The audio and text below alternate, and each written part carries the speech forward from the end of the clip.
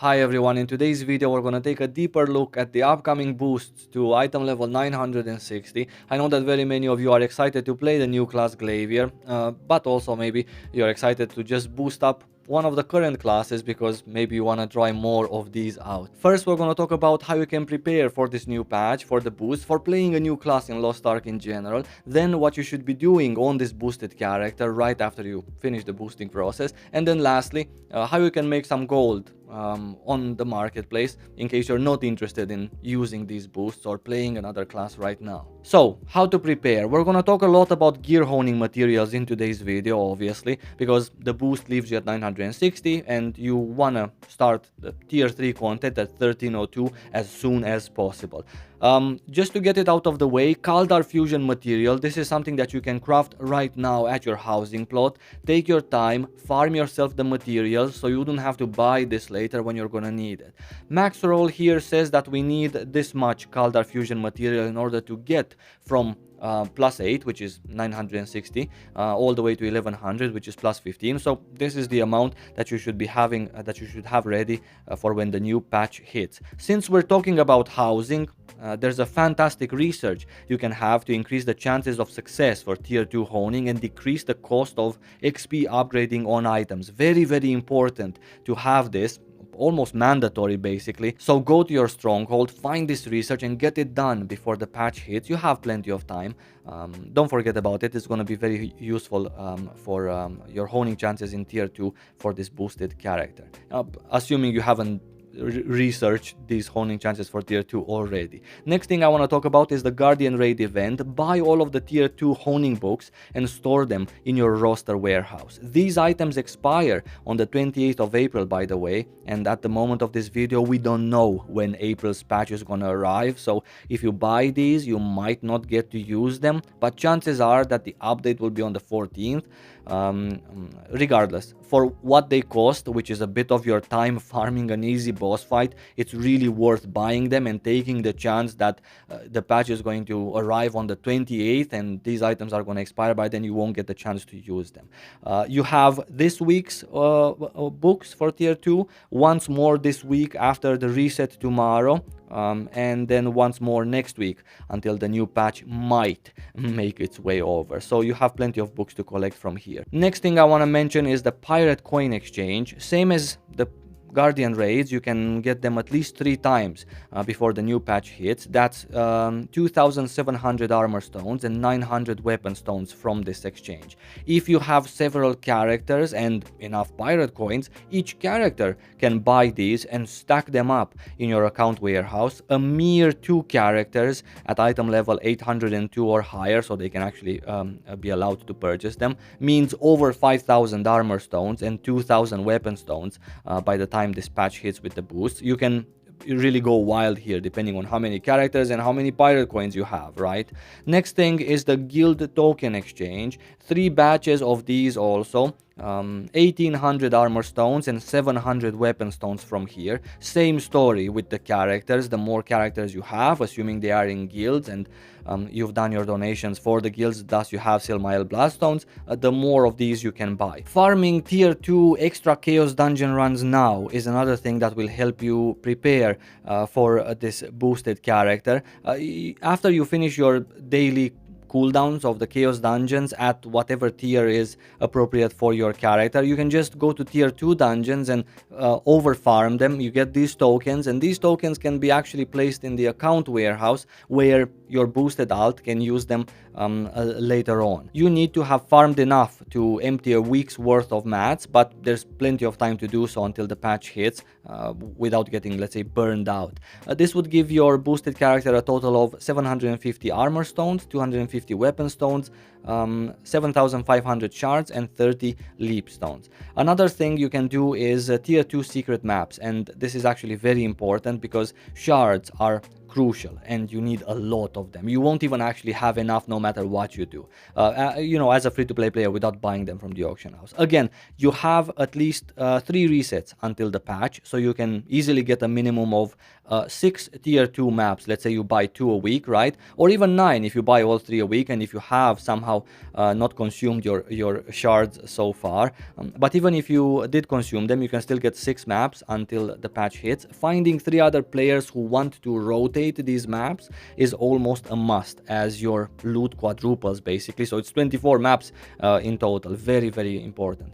I know you're losing some gold because you're not gonna sell the cheap to purchase tier 1 maps during this time, but quite frankly, after the new patch announcement and these boosts, the tier 1 prices are actually going down, and they will continue to go down, especially after the patch, since nobody's really going to want to go through all the tier 1 honing and also half of tier 2 when instead they can just pay $15 or however much this boost is going to cost and just get them to 960. Regardless, I'm going to leave this decision up to you if you want to do this or not. However, farming tier 2 secret dungeons right now is very, very important, assuming your boosted character to 960 would want to get fast to tier 3 content.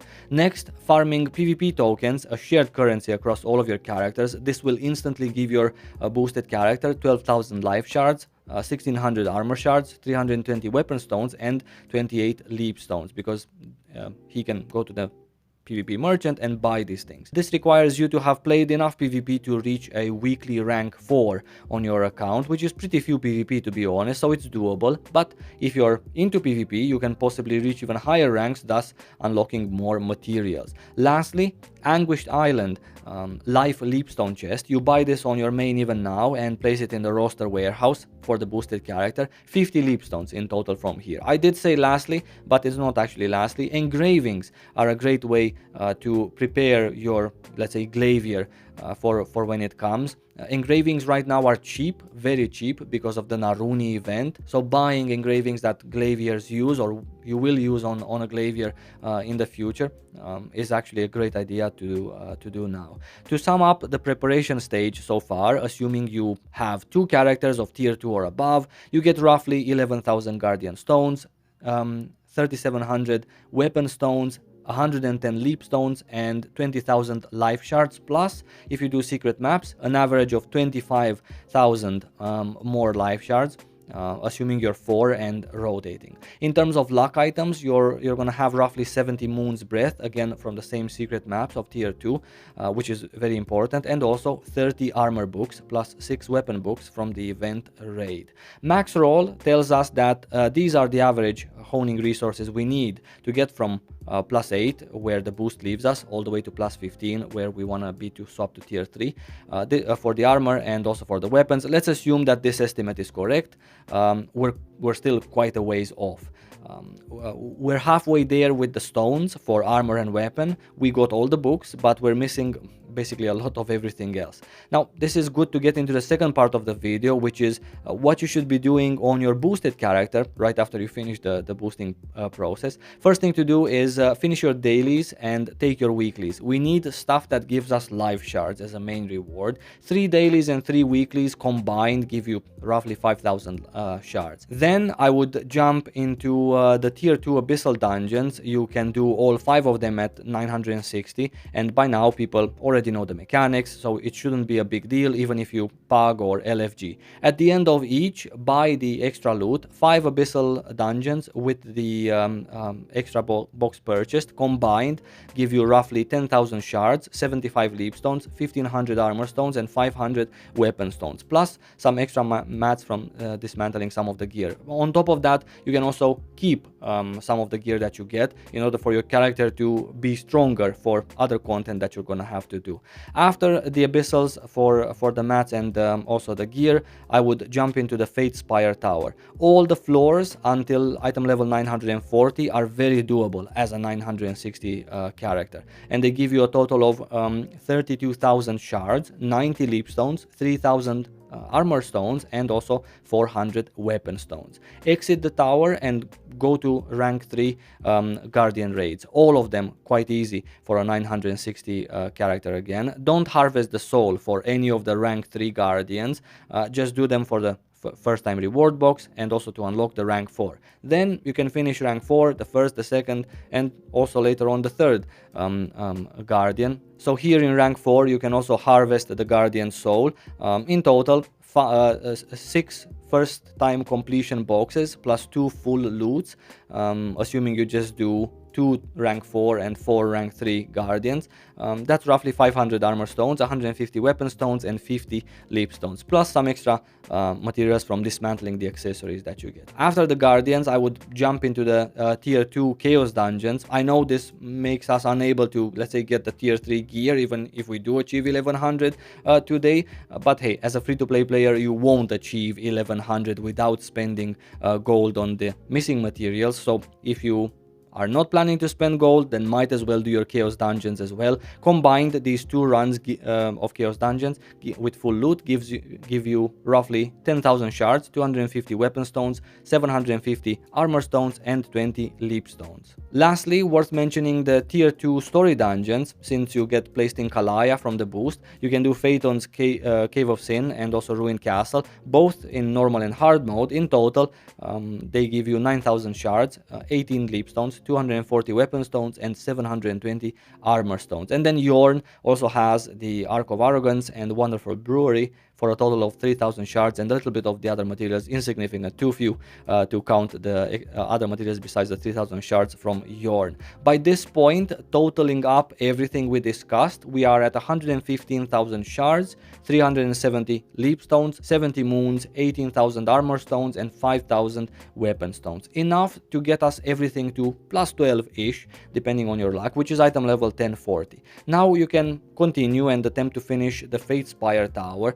The remaining levels totaled up give you another 30,000 life shards, 150 leap stones, and all of the armor and weapon stones that we still need to reach max rolls average calculation.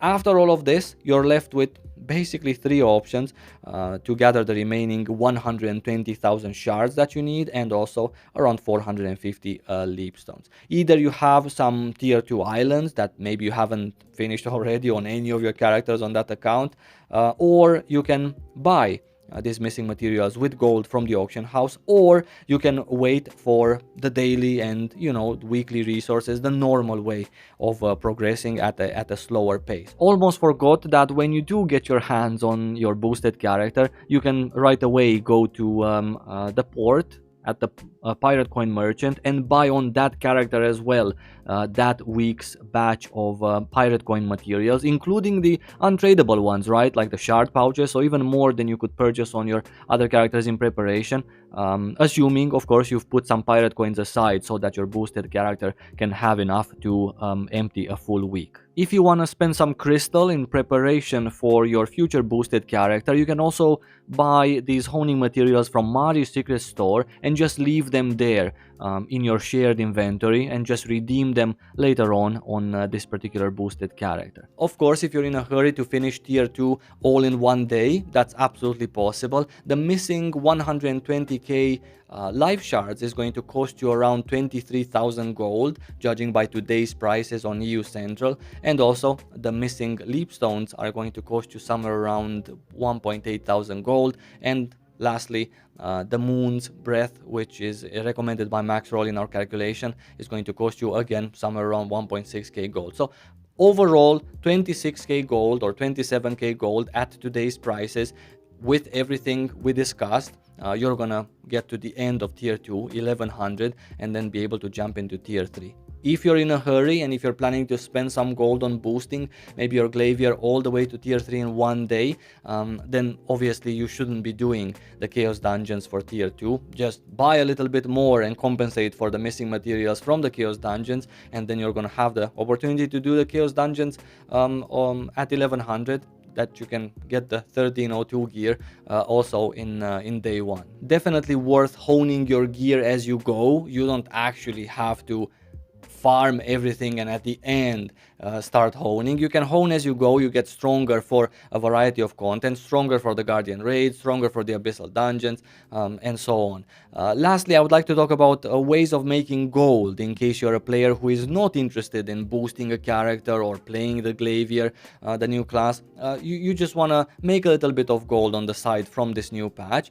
Well, the things that you need to sell are the life leap stones and also the life shards, which people are going to run out of. On top of that, I believe personally that the other materials, the armor stones and the weapon stones, are also going to raise in price compared to what they are now, because even if it is possible to have all of these two materials that you need from +8 to +15 on your boosted character, people are still not going to have them, and they're still going to look to buy them from the broker. I'm not saying that you should buy these things now from the auction house, like the shard pouches or the leap stones or the armor and weapon stones. I don't know if that's going to make you a big enough profit. I don't know if the prices are going to raise by that much, but do keep in mind that there's many people waiting to play Glavier and wanting to make it as their main, so they're going to be in a rush to get to tier 3. If you have extra pirate coins, you can empty the merchants right now 3 times over, because they reset every week, and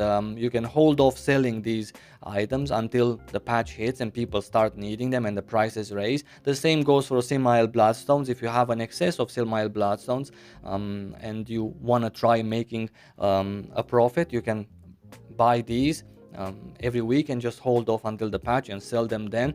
At the same time, we don't know if there's going to be any events that are maybe going to give shards or stones or whatnot, and people might not be interested. We don't know if there's going to be any daily login rewards that are going to be very helpful, and thus the prices might not raise by so much that it's actually worth to, you know, spend precious pirate coins or Silmail Bloodstones on making some gold here. However, keeping an eye on the prices, I'm going to link to you in the description my spreadsheet that keeps track of prices for honing materials. Majestic also has a spreadsheet for the NA version. Mine is for EU Central, so keep that in mind. Very, very important.